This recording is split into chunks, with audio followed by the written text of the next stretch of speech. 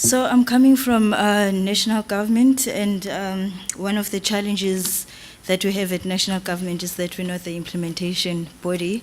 And I really find that frustrating coming from a local government context. When I'm sitting in the room with the ministers and stuff and they're talking these big plans, for me what matters the most is how are we actually going to roll out these plans and get to the level of implementation, which we're disadvantaged at our level that we can't get to that level of implementation. But I think what's important for us is how do we develop plans that could be implementable by the local government. So I'm here today to present the Integrated Urban Development Framework. It's a framework that is currently out for discussion. It hasn't been approved by government yet. So we're doing round of consultations with provincial government, local government, and other stakeholders around this plan. And this is also a good platform as well to tell people that we have this plan that we have on the table for adoption. So the Integrated Urban Development Framework, I will refer to it as the IUDF going forward. It is a plan really that responds to the whole notion of urbanization. And we know in South Africa that our cities are highly being urbanized. And in fact, the UN, they estimate that about 70% of our population will be living in urban areas by 2030, and will reach about 80% of our population living in urban areas by 2015. So the key challenge for government is how do we plan for that urbanization? And this is what this framework tries to respond to. But also, most importantly, the framework responds to the National Development Plan, and especially Chapter 8 of the National Development Plan, which talks about the transforming of human settlements in the national space economy. So we also respond to that and to the vision of the National Development Plan. So the Chapter 8 of the National Development Plan, it identified various challenges that we're currently facing in our urban areas. The fact that there's too few people that work, so there's a mismatch between the economic growth and the urbanization of our cities. What we're experiencing, and for a lack of a better word, is urbanization of poverty, where we see about close to 64% of our young or youth population, they're moving into the cities. Well, they live in cities already, but they're not part of the mainstream economy. So that increases poverty within our cities. That's one of our big challenges. The whole challenge around infrastructure or / service delivery, which was being talked about as well, it's a huge challenge. And what we find, in fact, is that in some places we do have services, but the key issue remains the maintenance of those services. We have dysfunctional spatial patterns, and this is due to apartheid planning, which for the past 20 years we've been trying to plan towards, but there has been some achievements, and I think as South Africa we really not outlining what those what we've managed to achieve. We always talk about the negative parts of what we haven't been able to achieve. There are some, good case studies of what we have achieved, little as they may be, but it's something that we also need to be boasting. There's also pressure on housing and basic services, and what we're mostly concerned about is also the fact that our spatial plans are not being implemented. So these are plans that are developed by cities in trying to respond to the whole apartheid planning spatial patterns. We've got beautiful plans that are sitting in drawers that are not being implemented. And what we're asking in the IUDF is, why are these plans not being implemented? Why are we not seeing the results that we're planning for in our cities?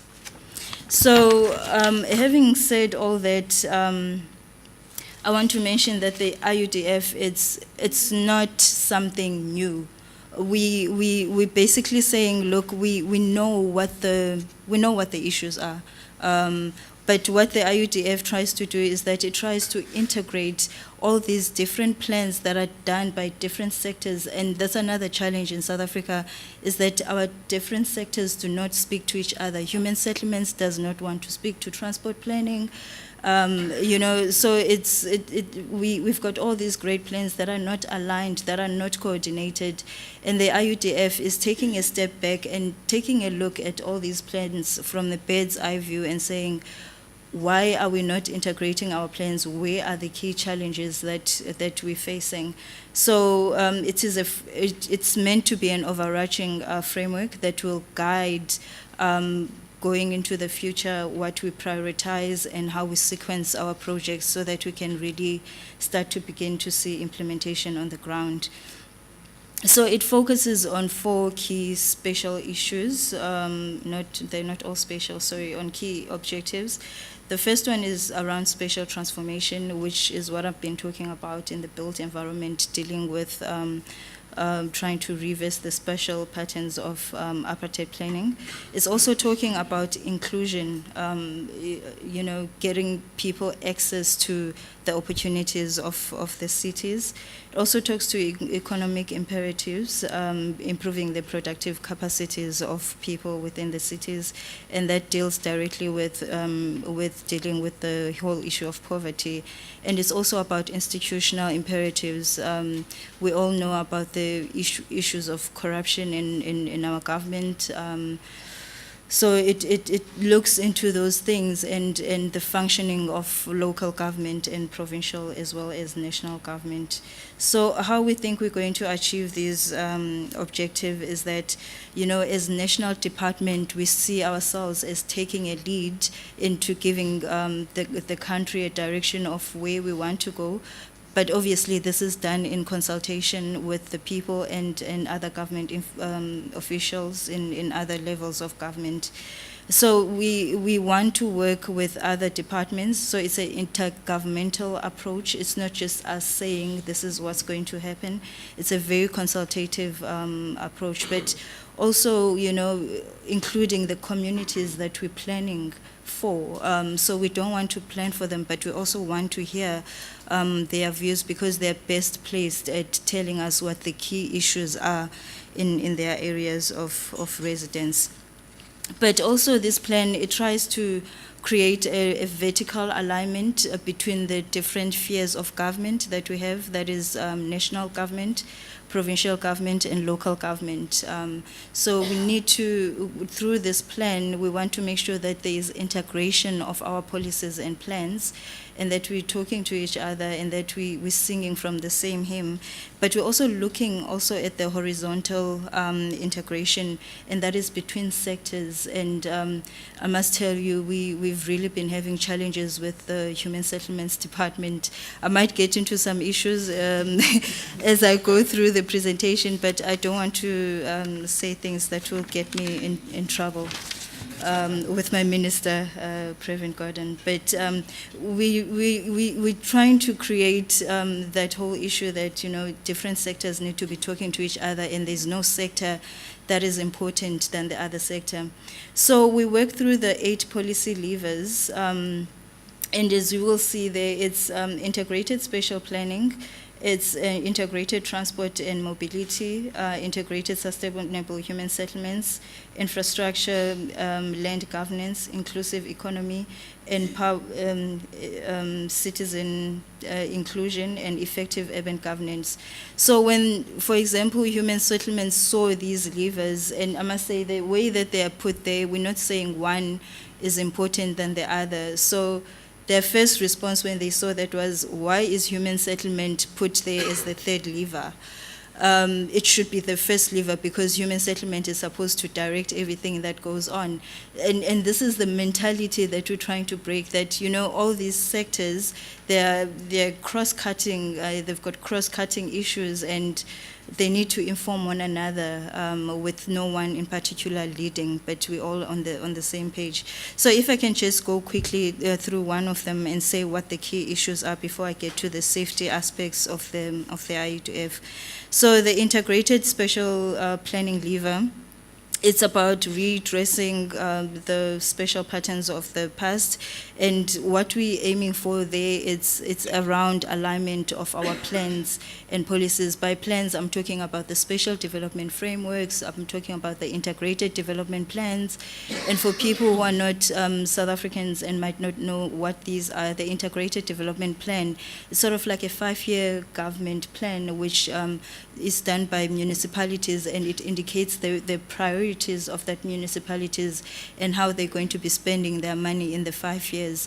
And then you have your SDFs, which are your special development frameworks, which are long-term plans that are also developed by municipalities. They contain the vision of the municipality and where the city is going to be going in the next 20 years or so. But when you look closely at for example, the IDPs and the SDFs, you find out that, the priorities that are identified in the special development plans do not necessarily align with the IDP, and that's where you get mismatch of priorities and you don't really see effective implementation on the ground. So that's what that lever is trying to deal with. Integrated transport planning, it deals with, providing access, people to get easy access into cities and so forth. And in South Africa, we currently implementing the bus rapid transit system, BRTs. And this it's aligned with the whole concept of densification and so forth. But the key challenge that we find with integrated transport planning is that we've got so many service providers within an area, and the transport is not really coordinated. I don't think I can get into all of them because I've got 5 minutes, but we will make the document available for circulation. So I'm going to leave the levers because what I want to get to is what the IUDF is saying about urban safety. And the first thing that I want to outline there is that IUDF, it's not just a safety strategy, it's an all-sector-based strategy. But what we're saying in the IUDF is that safety needs to be an element of each and every sector in our local municipalities. Transport planning, they should include safety elements in their designs. Our special development framework, economic development, everything. Safety is one of those cross-cutting issues which we don't think it's a standalone thing, and that it needs to be embedded into the plans of the municipalities. So, I was just talking about the fact that we do have these other national strategies that deal specifically with safety, but our safety part of things it's more on the built environment. So we identify, like I said, urban safety as a cross-cutting issue, and we advocate that it should be built within the plans of municipalities. And then we also link the safety aspect into what we call the Back to Basics program that we've implemented as a department, and I'll get shortly into that. So the way that we see urban safety, you can see, is through the built environment. We not only look at safety through the built environment, but also disaster risk management, where we're saying in the informal settlements that people live in, there are safety components that we need to be putting in place for this. So for us, safety is an all-encompassing issue. It's not just about the policing, but more importantly about providing safe urban spaces. So that's just what I've just said, that the IUDF, we want to all the safety elements to be put in local safety plans. We want local municipalities to focus on prevention initiatives, so to be proactive rather than reactive to stuff. And we also acknowledge the work that is done by NGOs within areas that promote the NGOs that promote safety. We acknowledge that work, and we want to have better alignment with what they're doing and government's initiatives and so forth. But most importantly, we want the community to be involved in putting these safety strategies together. Now, the Back to Basics approach, it's how we see the IUDF being implemented. The Back to Basic approach, it's it's got a champion. Minister Previn Gordon is championing that, and we've got essentially 5 pillars to that. And our first pillar is that we need to be putting people first and listening to their concerns.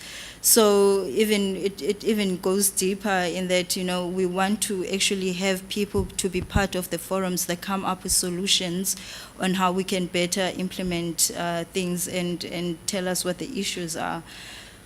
So through the Back to Basics program, that's where we see the implementation of the IUDF taking place. And this Back to Basics, it's not a framework or anything. It's an approach of how we want local government to start doing things. And we're saying to local government, you need to go back to basics and forget about the big words and the lingo. Just do the simple things they're small things, but they make a huge difference in people's lives, like fixing the street lights that promotes safety, like fixing potholes, keeping the municipalities clean, cutting the grass. It's a huge issue. If you see a grass in some areas, they're coming up to my height. I mean, that's where the perpetrators of violence, they hide in these areas. And when people are using, like the examples that we saw of Kailicha, people using toilets out in the field, when they're walking to those areas, that's where these people hide. So we're saying to government, if you can start doing those small initiatives, they really make a big difference. And that's what the Back to Basics program is about, and that's what the IUDF, although it's at a national level, we're trying to think locally as possible, so that we don't say big statements that are not implementable at the end of the day. So some of the key questions that we're asking in the IUDF is, first of all, we think human settlements can play a very big role in promoting safety within our cities. And we're asking how human settlements, how do we plan for safe and sustainable human settlements? What is our approach to public spaces and crime prevention? So when they're designing new spaces, these are the things that we think, they should be talking about, and their design should be influenced by some of these things. How do we harness urban energies to create safe spaces? So working in partnerships with NGOs and existing initiatives and communities to make sure that we implement crime prevention strategies. But also importantly, we recognize that we need to have an efficient government and strengthen intergovernmental coordination and planning between the various sectors for us to achieve this. And just in conclusion, I mean, the IUDF aspect is that, by promoting that we plan for urbanization and respond to it, and trying to manage it. And one thing that I forgot to mention is that the integrated urban development plan is not biased towards the urban area, and we're looking at even changing the name, because when you hear the name, you automatically think urban areas, but we're actually thinking about the rural areas and planning for those as well. And our approach is that we don't want people to come to the urban areas because they have to, but they must come because they want to. So the urban development framework is also advocating for the implementation of projects in rural areas as well, so that people can be self-sustainable and not feel the need to necessarily come to urban areas. So we see the rural and the urban as one thing, and we're planning for both of them. And we believe that if we manage our cities efficiently, then it translates at the end of the day on how our cities perform. And I think I can see you eyeing me. I think I will leave it at that. Thank you. Thank you very much. All right.